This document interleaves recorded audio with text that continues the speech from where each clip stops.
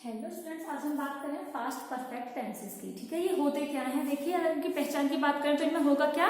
चुका था, चुकी थी, चुके थे, लिया था या दिया था। इट मीन्स कि कोई काम पास्ट में कंप्लीट हो गया था, उसका प्रेजेंट से कोई लेना देना नहीं है।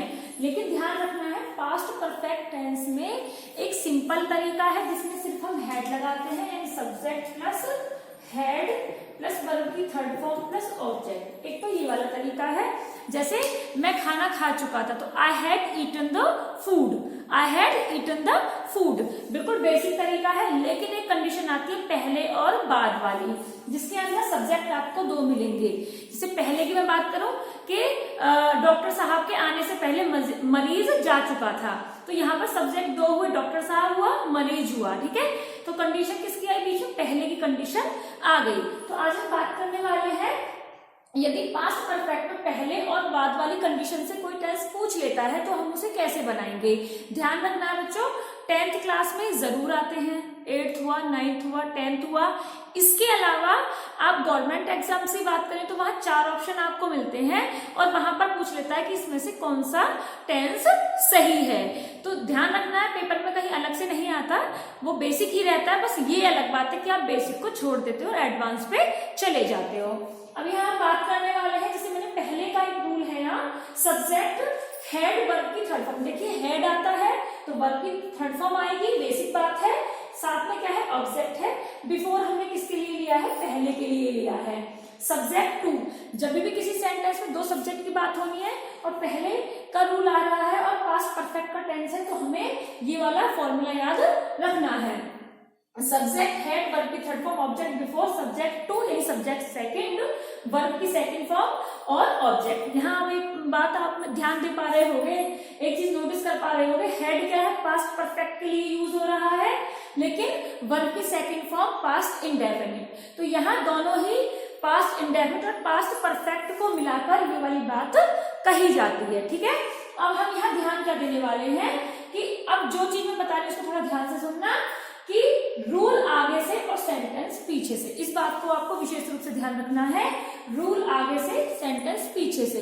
पीछे से का मतलब है जहां ये दूसरा सब्जेक्ट है वहां से। तो पहले हम किसको ले लेंगे? राजू को ले लेंगे। तो सब्जेक्ट कौन है उधर? राजू।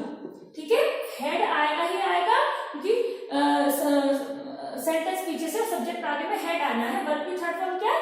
जा चुका, जाने की क्या होगी? गोन। ऑब्जेक्ट कुछ है? नहीं है।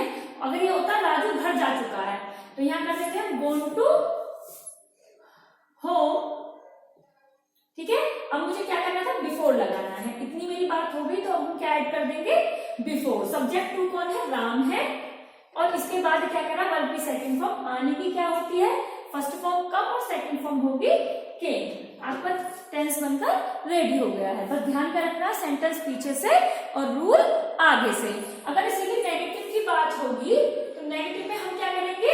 Subject plus head not plus object plus before plus subject two plus verb की सेकंड फॉर्म प्लस ऑब्जेक्ट। ठीक है, जैसे डॉक्टर साहब के आने से पहले मरीज नहीं जा चुका था, तो सेम मरीज नहीं जा चुका था तो द पेशेंट, ठीक है, had not gone before doctor केम, यानी डॉक्टर साहब के आने से पहले मरीज नहीं जा चुका था।